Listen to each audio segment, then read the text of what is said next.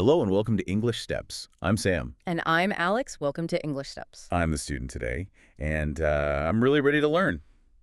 I have to say, though, I am a little nervous about today's topic. Oh, yeah. Why is that? Well, because it's about emergencies. Hmm. You know, those times when everything just goes wrong at home, Right. and when there's, like, water on the floor or the room suddenly goes pitch black, Mhm. I just panic. My English just disappears. I think everyone feels that way. It's a totally normal reaction. Is it my brain just sort of shuts down? It does. It's called stress. Your brain just goes into survival mode. And that's exactly why we're here today. We are going to do a deep dive into calling a plumber or an electrician. Oh, wow. Okay, so this is for when my kitchen is, becoming a swimming pool. Exactly that. I want you to just picture it for a second. It's, say, a Tuesday evening, you're relaxing, watching a movie, life is good. And then all of a sudden you hear a sound from the kitchen, a kind of shh sound. You run in and there's water just spraying from a pipe in the wall. It's going everywhere. What's the first thing you do? Honestly, I scream a little bit, then I run around like a crazy person trying to find towels. And after the panic, after you found the towel. Then I grab my phone to call for help, but that's when my English fails. I just end up shouting something like, "Help, my water is broken," or maybe, "The house is wet, come quick." My water is broken. I hear that one all the time. Or the light is dead. The light is dead. I've probably said that one too. And I totally get why. In a panic, you use the simplest words you can find. But here's the problem with a phrase like, the water is broken. What's the problem? I mean, it sounds a bit strange, but they'll understand, right? They'll understand that you have a problem, but they won't understand what the problem is. Think about it from their side. If a plumber hears the water is broken, he has no idea what to bring. Does he need a small wrench? A big one? Does he need to bring a new pipe? A special tool to unblock something? He's completely blind. It's too vague. I've never thought about it like that. So if I'm not specific, he might show up with the wrong tools. He might. Or, even worse, he might not realize how urgent your problem is. Plumbers and electricians, they're like doctors in an emergency room. They have to decide who needs help first. It's like triage. Exactly. And if you just say, it's broken, you might go to the bottom of the list. But if you use the right words, you go straight to the top. Wow. So I'm actually competing with other people for their time. In a way, yes. So that's our mission for this deep dive. We're going to arm you with these specific verbs, the exact vocabulary, so that you can get the right help fast. Okay, I love this. I want to sound calm and in control even if I'm standing in a puddle. That's the goal. So let's start. Let's start with the wet stuff. Water emergencies. Plumbers. Plumbers, yes. The people who fix pipes, drains, all that. Now, the first rule for today is a simple one. The word broken is banned. Okay, no more broken. Got it. So let's talk about the first big category of problem. This is when water is coming out of the system. It's escaping from where it's supposed to be. The word for this is leaking. Leaking, L-E-K-I-N-G. Yeah, leaking. It means water is dripping or flowing out through a hole or a crack. It's not contained anymore. So if I have a tap in my bathroom that just goes drip, drip, drip all night, that's leaking. Yes, that's a leaking tap or a dripping tap. Leaking is the general word. It can be for a small problem or it can be for a very big one. Okay. Let's make it more dramatic.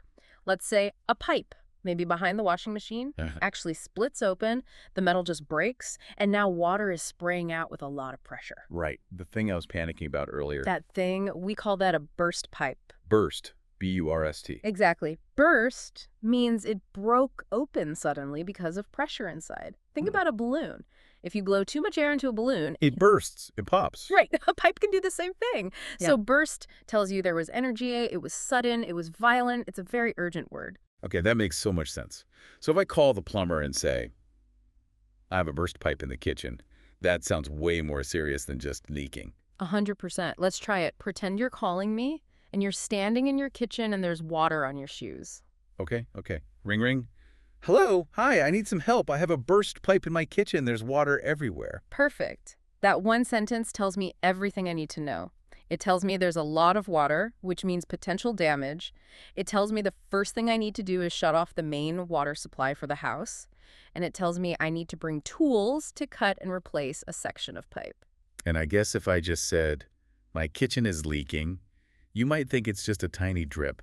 I might. If you say, I have a leak, I might tell you I can come over tomorrow morning. If you say, I have a burst pipe, I'll tell you I'm getting in my van right now. That's a huge difference.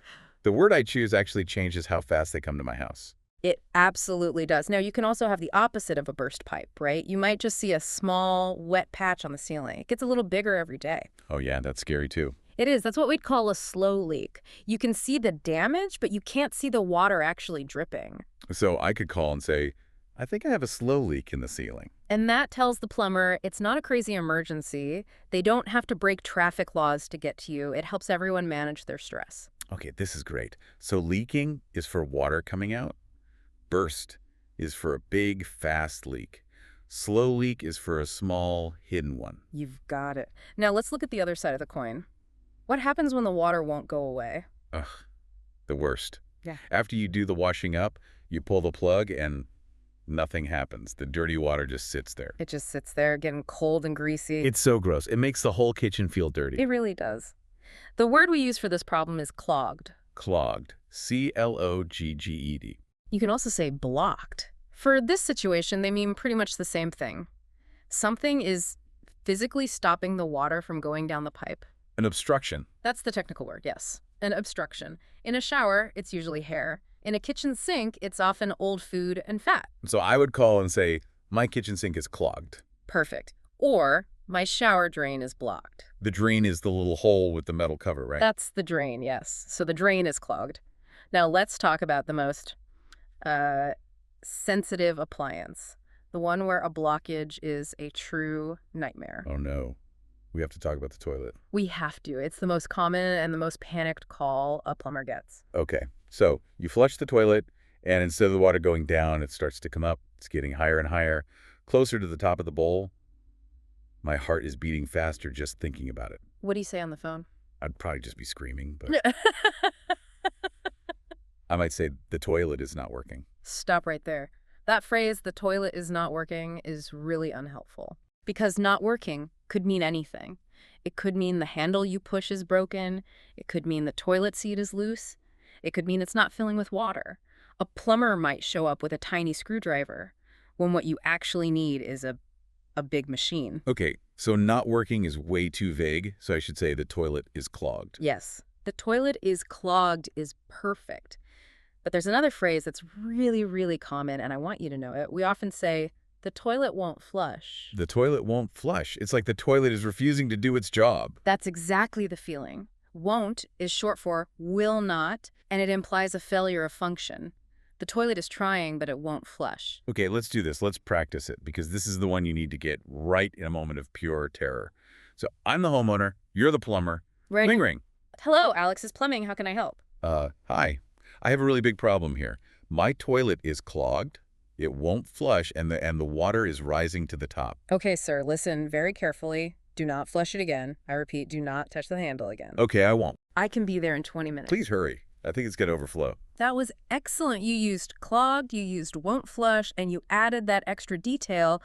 The water is rising, which tells me it's a critical emergency. I know exactly what's happening. And what do you bring for that? Not just a little screwdriver. Definitely not. I'm bringing my plunger and I'm bringing my drain snake. You're bringing a snake into my bathroom. Haha, not a real snake. A plumber's snake. It's a tool. It's a very long, flexible metal cable.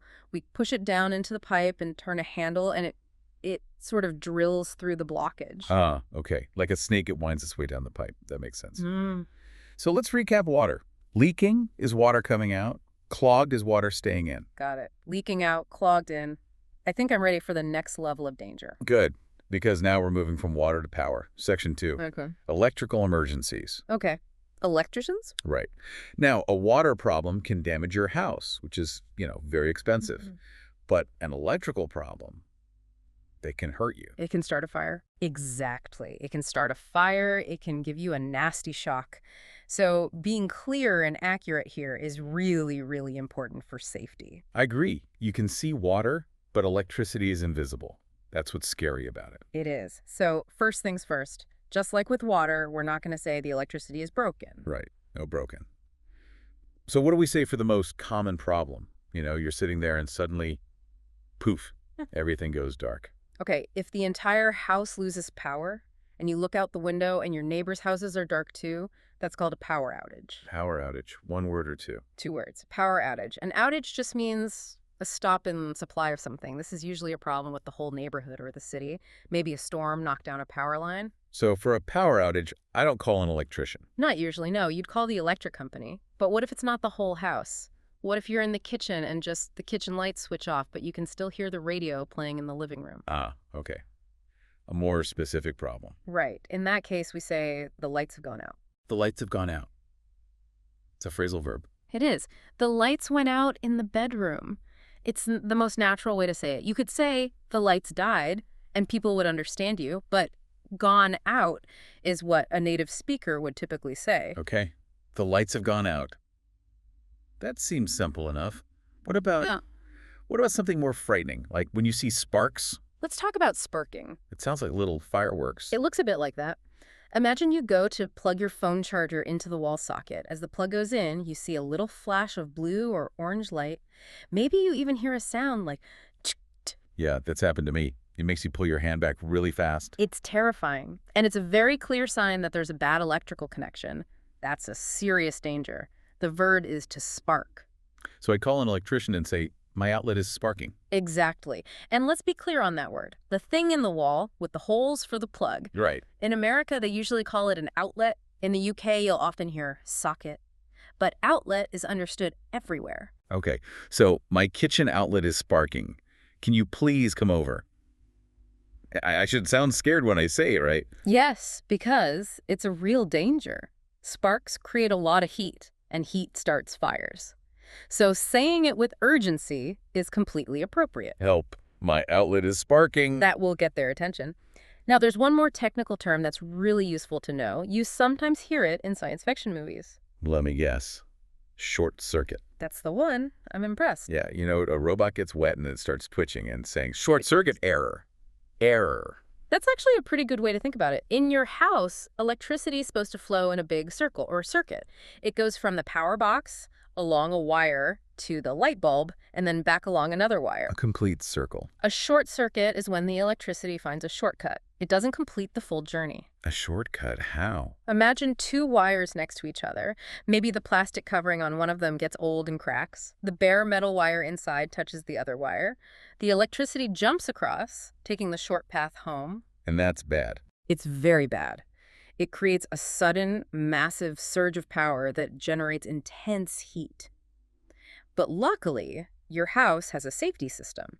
When it detects a short circuit, it instantly cuts the power to that circuit to stop a fire from starting. Ah, so that's what happens. Sometimes I'll plug in the vacuum cleaner, which uses a lot of power, and suddenly an entire section of the house goes dark. That's it, exactly. That's the safety system doing its job.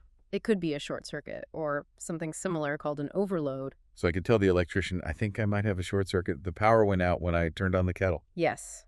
That is incredibly helpful information. It tells the electrician exactly where to start looking for the problem. This is great. I feel so much more equipped. Instead of just, the electricity is dead, I can use specific, intelligent words. You sound like you know what you're talking about. And when you use the language of the professionals, they listen more carefully. They take you more seriously. But I am a little worried I'll get them mixed up. What if I call and say, my electricity is clogged? Haha. Well, they'd probably be confused for a second, but then they'd figure it out. But I think you've got this, in fact. I think it's time to test you. Oh, no. A test? I haven't been studying. You've been studying for the last 20 minutes. Are you ready? It's time for a POPQUIZ. Okay, I'm ready. And for everyone listening, you play along too. That's right. This is for you at home as well. I'm going to describe a situation. I'll give you 2 words to choose from. Then we'll have 5 seconds of silence for you to think. I want you to say the answer out loud. The pressure is on. Okay. Here is the scenario. You're in your kitchen. You've just finished cooking a big dinner. You washed all the pans in the sink. Now you pull out the plug to let the water go, but it doesn't. The dirty water just stays there. It will not go down the drain. Which word do you use to describe this to the plumber? Do you say, my sink is leaking? Or do you say, my sink is clogged? You have 5 seconds. Starting now. 5 seconds. Silence. All right. Time is up. The correct answer is clogged. Yes. I got it. I said it out loud. My sink is clogged. Fantastic. And for everyone listening, did you get it right? Tell us why that's the right answer. Well, because leaking is when water is coming out of the pipes and making a puddle on my floor. Clogged is when the water is stuck in the sink and can't get out. That is a perfect explanation. A+, you passed the quiz. Phew. Okay. My confidence is back. That actually helps a lot. Good. Because now that you know how to describe the problem, we need to talk about the part of this process that nobody likes. What's that? The part where I have to clean up the mess. Nope. The part where you have to pay the bill. Ah, yes. The money. Talking about money is always awkward. And I've heard that emergency repairs can be really expensive. They can be. And the problem is when you're in an emergency, you're not thinking clearly. You're stressed. You just want the problem to go away, so you might just agree to any price. We need to help you protect your wallet. Please do. I'm always worried they're going to charge me something crazy, like $200 just to push a button. So here's the most important rule of this whole section. Ask about the money before they start working. Never let a tradesperson begin a job until you've discussed the cost. Is that rude, though? I don't want to make them angry right before they, start working on my house. Not at all. It's not rude. It's business. They expect you to ask. It's professional. And the first phrase you need to know is the quote or the estimate. A quote or an estimate. They both mean the price, right? Almost. An estimate is their best guess of the final cost. A quote is a fixed price that they promise not to go over. But for an emergency call, you'll usually get an estimate. The phrase is, can you give me an estimate for the repair? Can you give me an estimate? Okay. And they might say something like, it'll probably be around $150. Exactly. But wait, there's a hidden cost. There's a fee that many companies charge that can catch you by surprise if you're not ready for it. It's called the callout fee. The callout fee. I've heard of this. What is it exactly? It's the price they charge you just for driving to your house. Wait, really? Yeah. Even if they don't do any work? That's right. So they could come to my house, look at my sink, say, oh, I can't fix that, and then ask me for money. Yes, because they use their time and their gasoline to get to you. The call-out fee covers their travel expenses. Wow. Okay. That is a trap for sure. It can be. Imagine a plumber shows up, takes one look at your problem and says, sorry, you need a special part that I have to order. And then he says, okay, that'll be $75 for the call-out, please. I would be so mad. I paid $75 for literally nothing. But if you ask about it on the phone before he comes, there's no surprise. You can decide if you want to pay it. So the magic phrase is, what is your call-out fee? What is your call-out fee? Okay, I'm writing that one down in my brain. That's a money saver. It really is. Now, once they start the actual work, there are a few other terms you need to know. The next one is hourly rate. Okay, that's pretty clear. How much money they charge for each hour of work? Correct. Maybe it's $80 an hour, maybe it's $120 an hour. So you can ask, what's your hourly rate? Right. And then on top of that, I have to pay for any new bits and pieces they install. Yeah, like a new pipe or a new light switch. Yes. And that brings us to our next key phrase, parts and labor. Parts and labor. It sounds very official. You'll see it on every final bill or invoice. Parts are the physical items they used. The copper pipe, the plastic connector, the fuse. Labor is the work itself, the time, the skill, the effort. The final cost is the sum of all those things. So it's call-out fee plus parts plus labor. You got it. And if you get a bill that seems really high, you can ask for a breakdown. You can say, can you please show me the breakdown of parts and labor? Ah, so I can see exactly what I'm paying for. I like that. It gives me some control. It does. Now, one last thing about money, and this is a big one. The cost of a repair can change dramatically depending on when you call. What do you mean? Well, if you call a plumber at 2 o'clock in the afternoon on a Wednesday, that's normal business hours. You'll pay the standard rate. But what if you call them at 2 o'clock in the morning on a Sunday? Oh, right. You woke them up. Yeah. They have to get out of their warm bed, get dressed, drive through the empty streets. It's going to cost more. A lot more. Sometimes double the normal rate. We call this emergency pricing or after-hours service. So before you even pick up the phone, you have to ask yourself a very important question. What's that? Is this a real emergency, or can it wait until tomorrow morning? That is such a good question. Like, if my tap is just dripping slowly, the slow leak we talked about, I could just put a bowl under it and call them at 9 a.m. on Monday. Exactly. And by doing that, you could save yourself $100 or more. So when you're on the phone, you can even ask the expert. You can describe the problem and say, in your opinion, is this urgent, or can it wait? And a good, honest plumber would tell you the truth. A good one would, yes. Okay. Quote, call-out fee, hourly rate, and parts and labor. And ask myself if it's a real emergency. I feel ready to talk business. Great. So you've described the problem. You've discussed the money. The electrician is now at your front door. He's ready to work, but he can't start yet. He needs your help. My help. But I don't know how to do any of this stuff. That's why I called him. He doesn't need your help to fix it. He needs your help to find things. He's never been in your house before. He needs a guide. This brings us to logistics and access. Logistics, like where things are located. Exactly. Before a technician can fix a problem, they have to make the area safe. That means turning off the water or the electricity to the area they're working on. And to do that, they need to find the mains. The mains. That sounds very important, like the main event. It is the most important thing. The mains refers to the master switch or the master valve for the entire house. So if I turn off the water mains, then no water will come out of any tap anywhere in the house. Correct. It shuts down the entire system. And this is so important. Let's go back to our burst pipe scenario.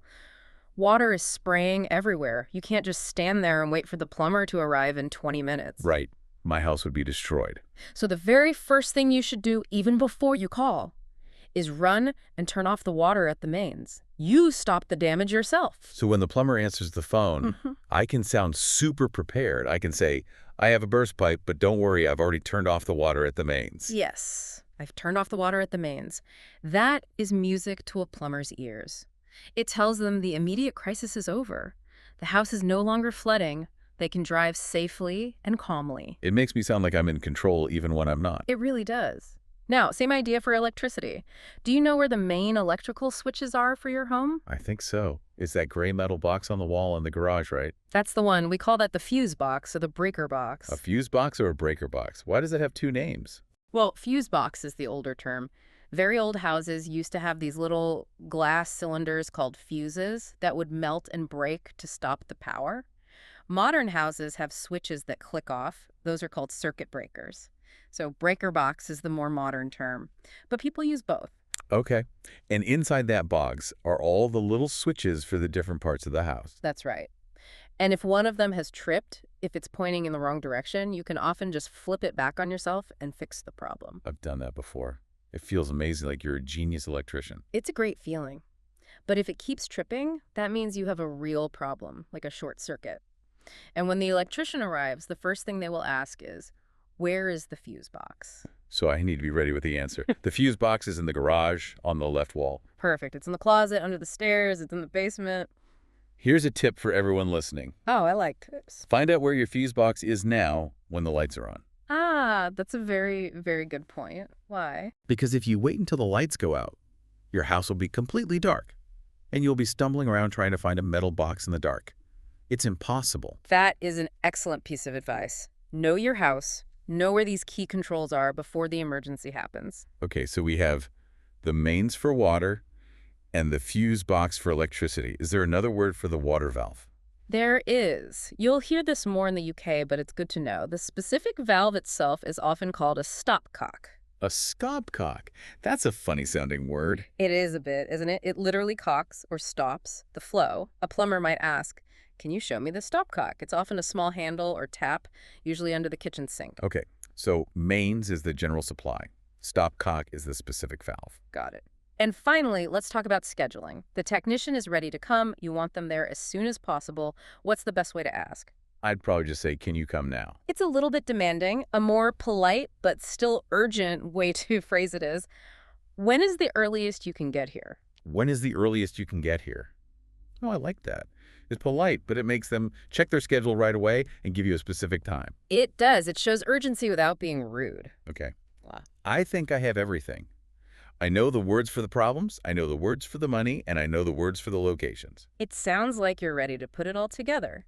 I think it's time for a full-scale simulation, a comprehensive role play. Comprehensive. Meaning we put everything in, the whole conversation. The whole thing, from start to finish. You're the homeowner, I'll be the electrician on the phone, and you've just discovered a scary problem in your kitchen. Okay, let's stick with the scariest one, the sparking outlet. Good choice. So, remember the steps. First, describe the problem with our specific vocabulary. Second, ask about the costs so you don't get a surprise bill. And third, tell me where the controls are so I can work efficiently. Describe, ask, tell. Got it. I'm a little nervous, but okay. Let's do this. Ring, ring. In a professional, slightly gruff voice, City Electrical. Dave's on the line. Oh, hi, Dave. My name's Sam. I think I have an emergency at my house. Okay, what's going on? My outlet in the kitchen, it's sparking. Sparking. Okay, that's not good. Is it sparking right now? I don't know. I saw big blue flashes when I tried to plug in my toffee maker, and I got scared and ran out of the room. I think it might be a short circuit. Okay, you did the right thing. Don't go near it. Don't touch that outlet. I can definitely come and take a look at that for you. Oh, thank you. Before you drive over, can I just ask about your prices? Sure. What is your call-out fee? Our call-out fee is $60. That gets me to your door. Okay, $60. And what's your hourly rate after that? My hourly rate for labor is $95 plus the cost of any parts I might need to replace. 95 an hour plus parts. Okay, that sounds okay. Please, can you come soon? When is the earliest you can get here? Let me see. I'm just finishing up a job now. I can be at your place in about half an hour. I'll need to shut the power off. Do you know where your breaker box is? Yes, I do. The breaker box is in the hallway, right behind the front door. I'll make sure the area is clear for you. Perfect. That helps a lot. I'll see you in 30 minutes. And remember, stay away from that kitchen outlet. I will. Thank you so much, Dave. Bye. End of roleplay. Wow. That was absolutely perfect. Was it? I felt my heart beating. I tried to put all the words in. You did. It was amazing. You used sparking and short circuit, which immediately told me it was a serious fire risk. You calmly asked about the call-out fee and the hourly rate, which showed you're a smart customer. And you know exactly where the breaker box was. A real electrician would love a caller like you. Yes. Mission accomplished.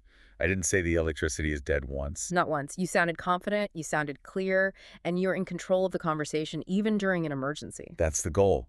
To feel in control when your house is trying to fall apart around you.